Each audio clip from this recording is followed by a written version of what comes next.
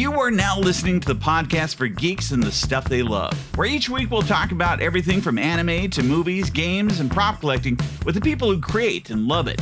I'm Jeromy. I'm Vinz. And this is your Geek Fix. Welcome to the first episode of our podcast, which is typically going to be released on Saturdays, but special release today, May the 4th.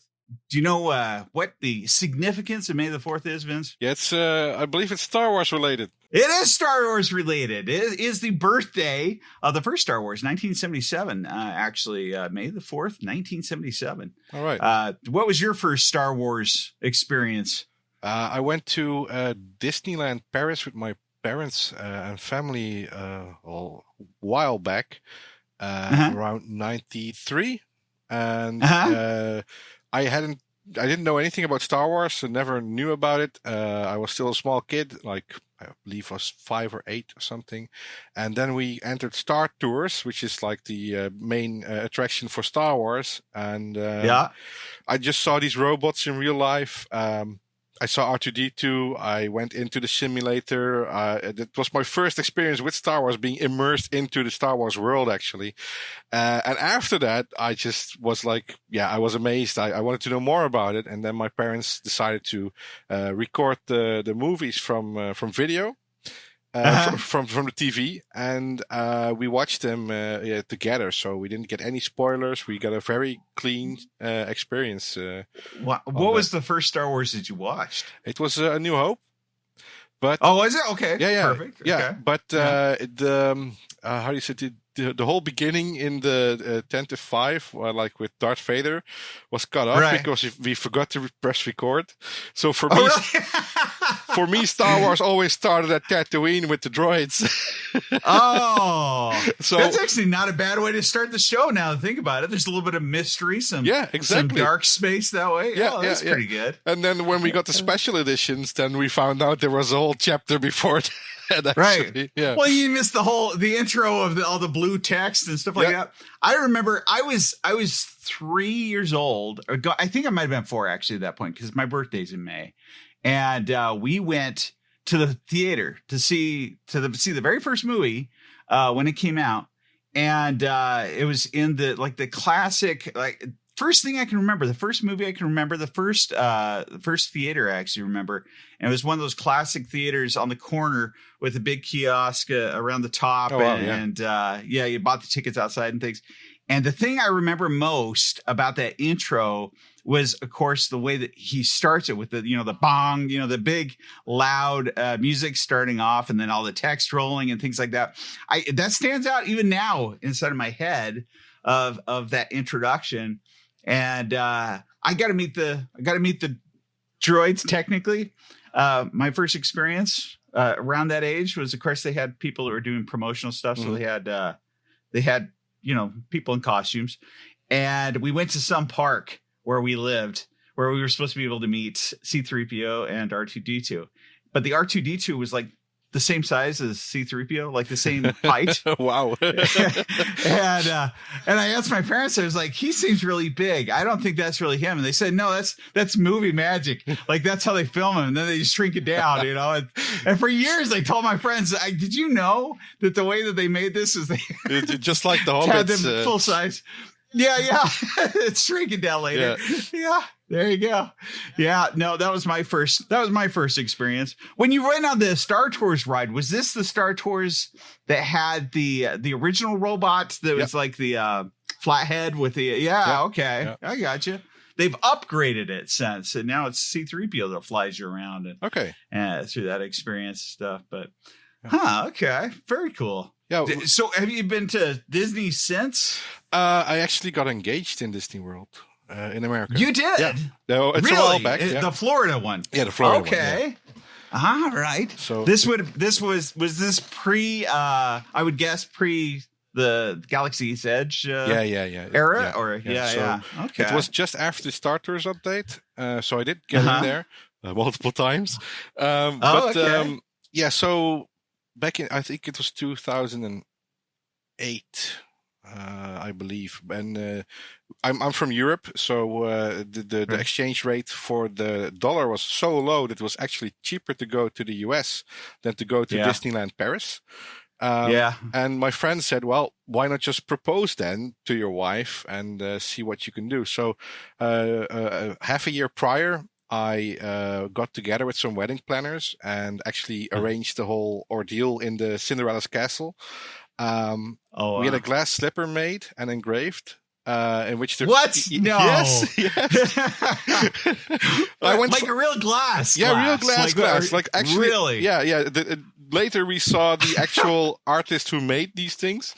Wow. So yeah, I went full on. So I could, but so yeah, we had the tiara, we had the sash, we had the Cinderella's Royal Palace dinner, and I did it all around my birthday. So I was just trying to be a big kid and said, oh, I wanted to eat in the castle on my birthday, and my right then pre-fiance didn't know about it, so it took me half a year to prepare. We got everything arranged, and so everything was made.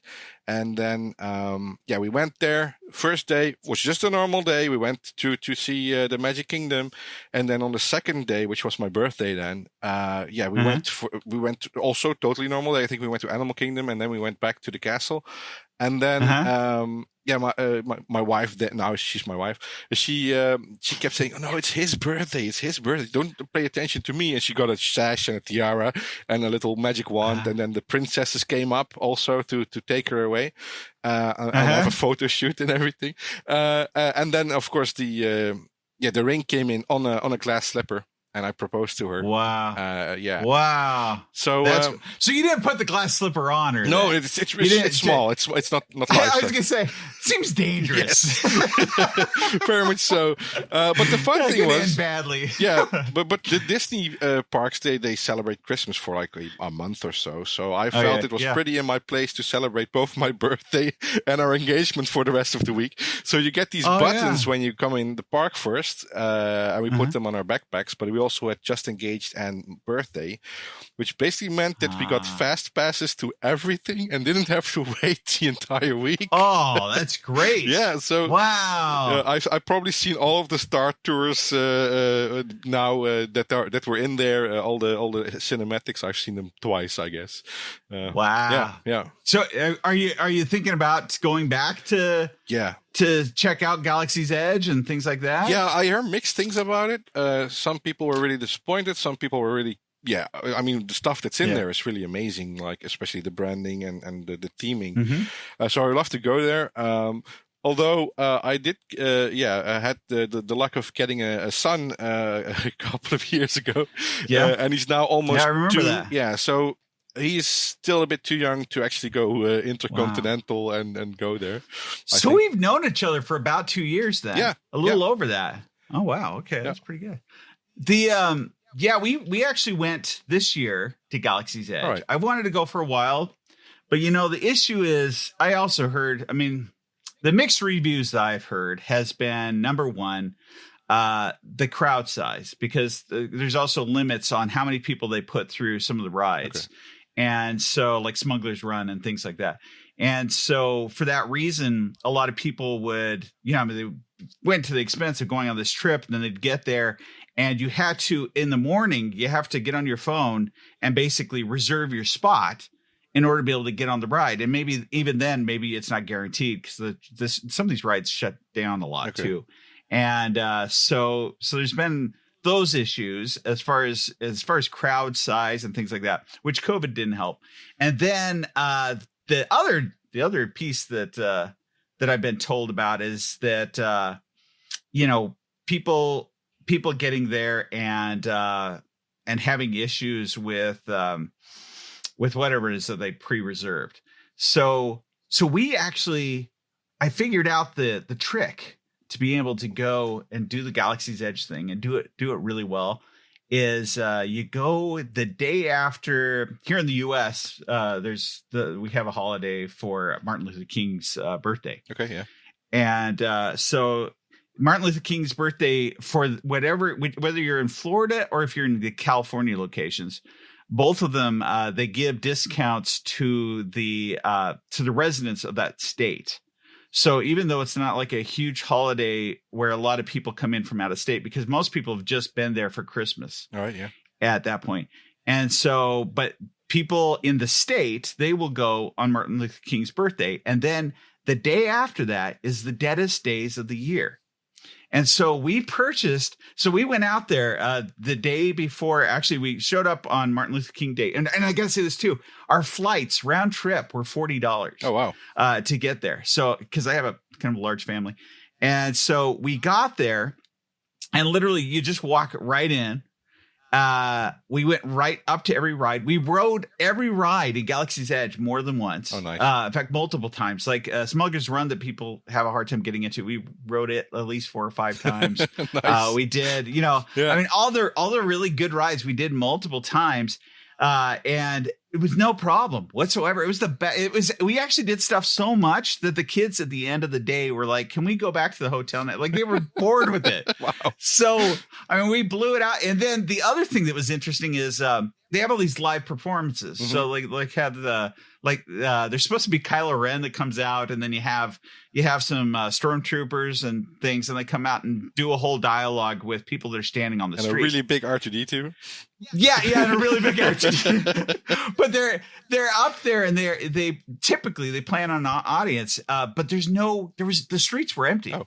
And so I got to see that even when the streets are empty, they still have to carry on their dialogue, I guess. So I have video of like the stormtroopers carrying on one directional, conversations with people that aren't there. And then Kylo Ren, they refer to Kylo Ren and do a whole dialogue with him. He wasn't there either. So he's not there. Just a couple stormtroopers doing dialogue by themselves and stuff. It was a great experience. So if you're going to go, the best time I think is around that time. But kind of a good thing to work out. Yeah, this is usually too when we do something special. Like, do you do anything special for May the 4th, or do you celebrate it at all? Well, not really. It's not that big here in the Netherlands. No, it's not a national holiday. No. It's well, it is. It's close to Liberation Day, which is a totally different. Oh thing. Yeah. Okay. Very good. But, we have a Remembrance Day. I think is on May the 4th. But yeah, correct me if I'm wrong. But Star Wars wise, we have a couple of conventions that are getting pretty big. Oh, really? Okay. Have you been to them? Yeah, a couple of them. We have like I believe it's called the Dutch Comic Con, which didn't run into any copyright issues as far as I knew. No, but because of Dutch Comic Con, I guess. Right. But it's not the yellow with the black logos or anything like that. I don't know.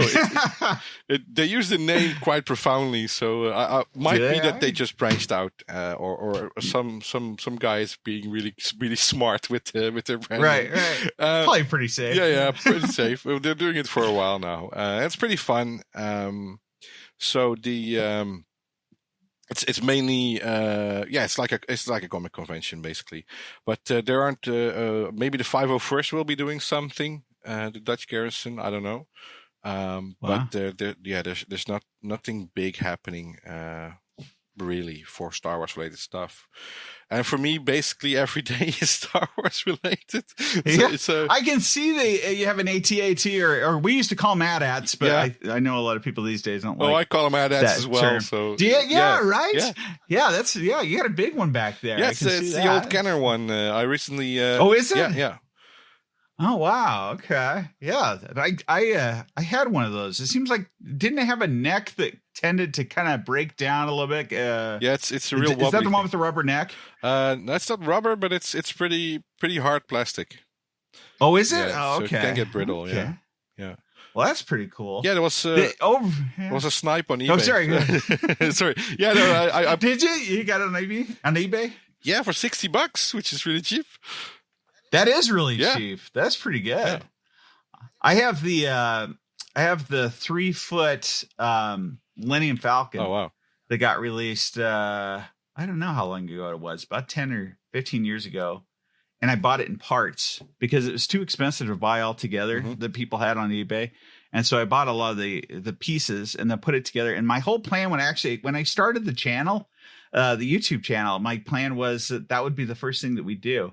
and never touched it. All right. I haven't done anything with it. It sits behind me all the time, but yeah, I haven't done That's anything a shame. with it.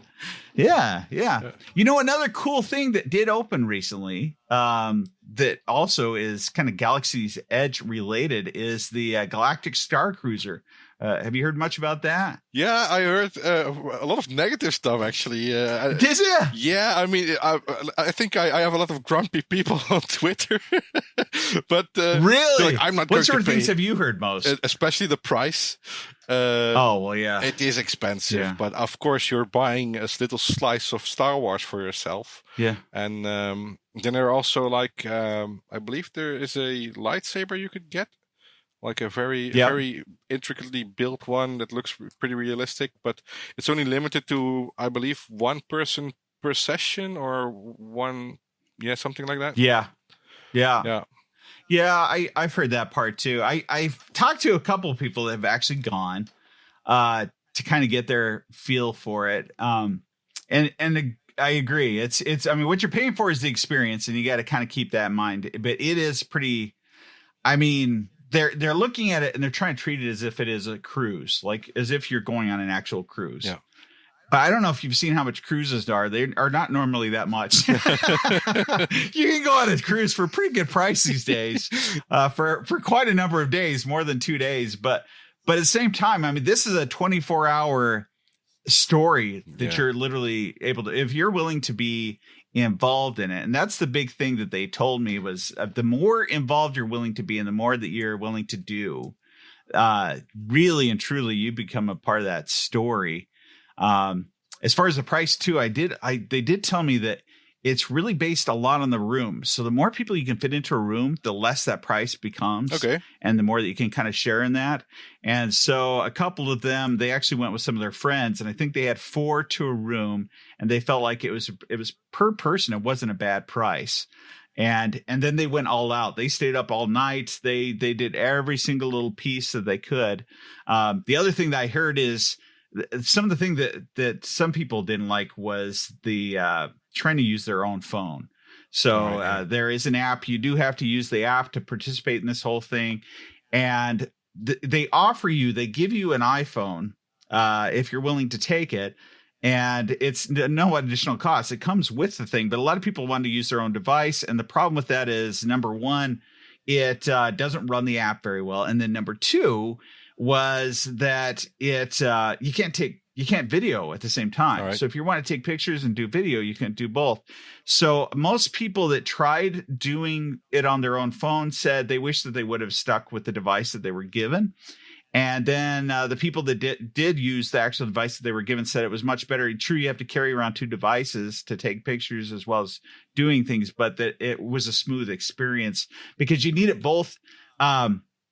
This part's cool, I thought, was when you go to Galaxy's Edge, which there's a day where you go to Galaxy's Edge, which there's some positives and negatives. The negative that I heard was they put you into a vehicle that on the inside does kind of look like you're inside inside some sort of Star Cruiser transport ship. Yeah.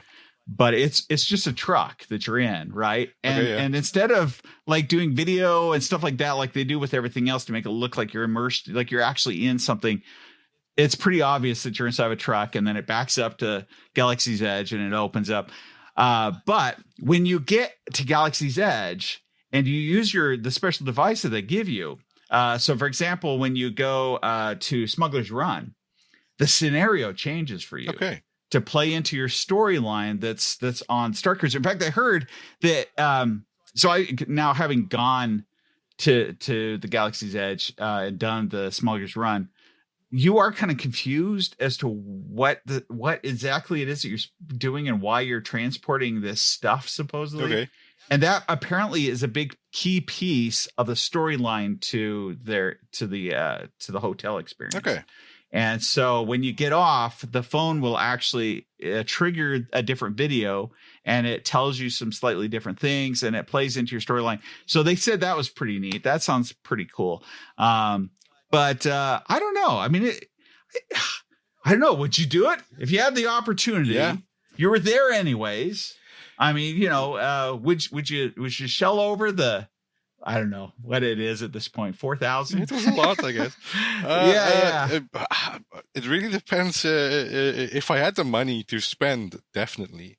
But it sounds a bit like something that we had in the Netherlands. There was this exposition a while back. I think it wasn't called Visions, but it was basically you would get a QR code badge and you would scan it in, and then you could select your own character in Star Wars. It was a Star Wars exposition with all the props, and basically you could choose light side, dark side, or if you're a smuggler or something, and choose some generic templates. And then going through the exposition, you would also make choices and do quizzes and stuff that would affect your journey, basically. And at the end, you would get like this big screen of your character with their story and background based on the decisions you made during the exposition. So that was pretty fun. Who put that on? Like, was this tied to the actual company? Yeah. It was official. Really? Yeah. Let me just check. It was a while back. Star Wars Identities, it's called, or was called. Huh. Yeah.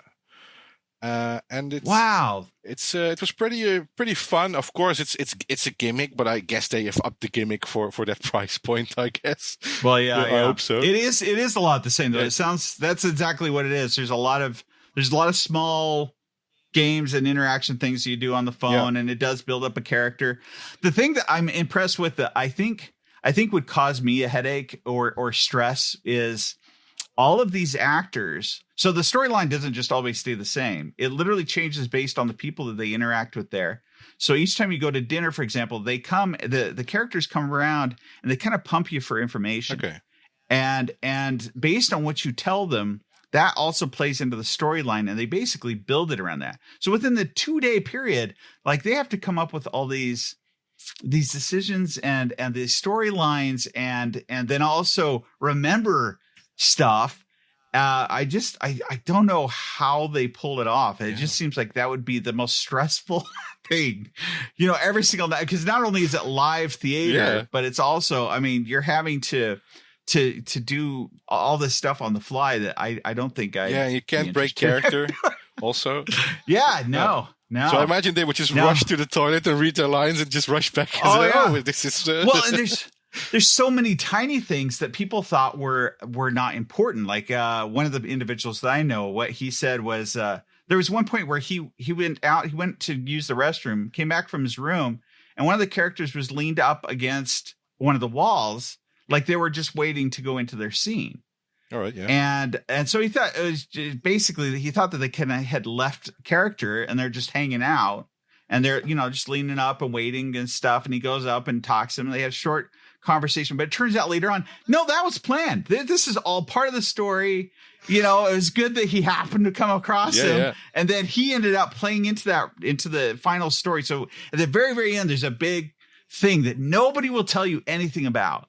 I've talked to 3 people now, and none of them will tell you details about exactly what happened because they say it'll ruin it, even though I'm not so sure I'd ever end up doing it or not.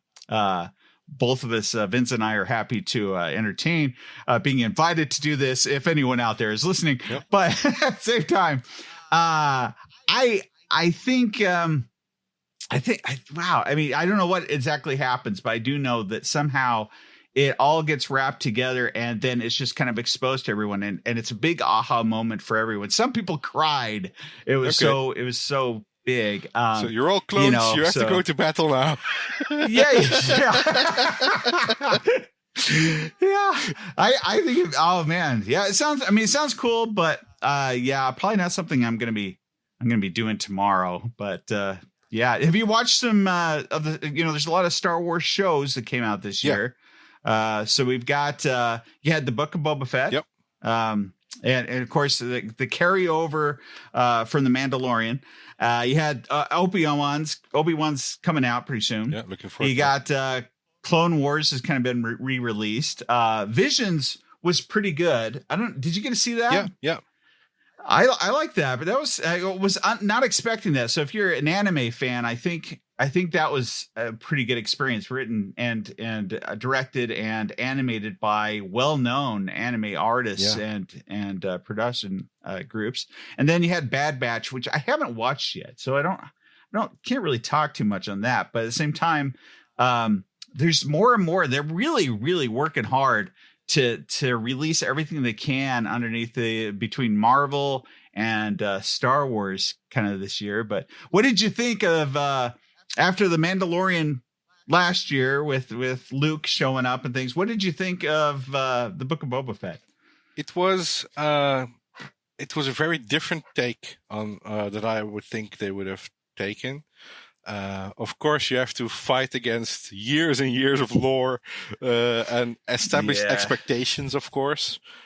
I think maybe chronologically they could have done it a bit different, because the whole Tusken Raider bits kind of you lose momentum at a certain time, and I noticed that too. But I do like the Forgotten Glory Boba Fett. But it would be nice to see him in his prime as well, because he basically goes from falling into the Sarlacc pit to being an old man.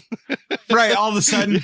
Which, I mean, I mean, I guess I can't say that they didn't have a choice, because the actor is naturally the age that he is. Because at the same time, one thing Disney's proven is that they can de-age people pretty well. I mean, and Luke was a good example of that. And I will say, between the Mandalorian and this release, the Luke that they did was pretty good. I don't know if I was that into the story piece of that, but I was impressed with how well and how long it went on too, of being able to have him and reenacting all that. And of course, you had the real actor doing the voice, but that part was pretty good. But for example, the guy who played Kid Boba Fett, so to say, Daniel Logan, he's like 34 now. Right. So they could have picked him as well. But that's true. Yeah. But you know who Patton Oswalt is? Yeah. You ever heard he does a whole skit about meeting George Lucas. That if he met George Lucas, how disappointed he would be, or especially if it was just before the prequels, that George Lucas would be basically saying something along the lines of, well, do you like Boba Fett? And oh yeah, I love Boba Fett. Well, he's going to be in this one as a kid, and oh wow, and then what happens and stuff. His dad dies and he gets real sad and stuff. And that's basically the storyline for every single character. Yeah. Darth Vader, Anakin, everybody. It's like their mom dies. They get real sad.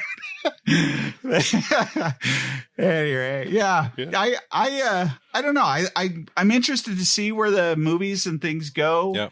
I do have a hard time. Some of the more recent releases, I do have a little bit of a hard time adjusting to what. Yeah, I'm very much part of the original Star Wars group, and but I mean it's still entertaining. Yeah. But at the same time, I don't know. It's definitely an adjustment to think about and stuff. But anyway, well, so. What would you say is the thing that you're looking forward to most as far as Star Wars goes, or or tell me something about, or a toy release or anything like that you know about that's going on? I started. We talked about the Kenner AT-AT. For a while back, I just had this yearning to get more Star Wars vehicles, and I bought a B-wing and a Y-wing. Like the old ones, because those are. I grew up with Power of the Force, like the '90s Star Wars, with the Luke on steroids kind of figures, the big buff guys, and those vehicles weren't in there. I believe they got re-released later, but like the B-wing, the Y-wing, the Millennium Falcon got re-released. But those were really cool vehicles, and I'm a real vehicle buff. So I bought those, and then I just found the Shadows of the Empire Outrider cheap, so I got that one. I got the AT-AT cheap, and most of the stuff I like with the Star Wars collectors, which is there are some opinions on it, but for like diehard Star Wars collectors, if it's not complete, it's already cheap.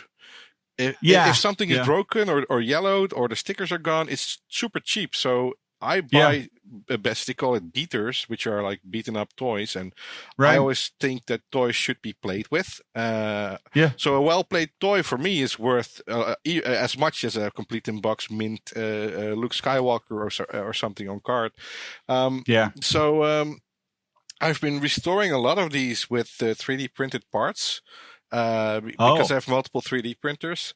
There's a YouTube channel called Toy Polloy, and it's a UK-based guy called Dave, and he uses really interesting ways to restore stuff. But he also has a very he's a wizard at making replication sticker sheets for old stuff, like Kenner Star Wars and everything. So when he does a video, he says, "Okay, I'm gonna repair the Millennium Falcon," and then he just goes into Photoshop. You see him do that, and then he just replicates it from sticker sheets that he scanned or pictures that he found, and he makes his own sticker sheets. He uploads them for free. You can download them for free, print them yourself, cut them out. That's great. So I like that. For me, that really started the whole restoration bit because it looked possible to do. So I found a bin of 7 Y-wings without their struts for $35. Oh wow! And I've been printing spare parts for a month now just to get them complete. So I'll be using his stickers, and he also says, it's not for resale. So I will be donating a couple of these Y-wings to charity. And others. Cool. What charity? Some friends of mine, they have a local charity called Pompidom, which is a toy store for people that don't really have the means to get toys for their kids or anything. So basically they get some couple of minutes of free shopping, and they are allowed to pick whatever they want, within reason, of course, for free.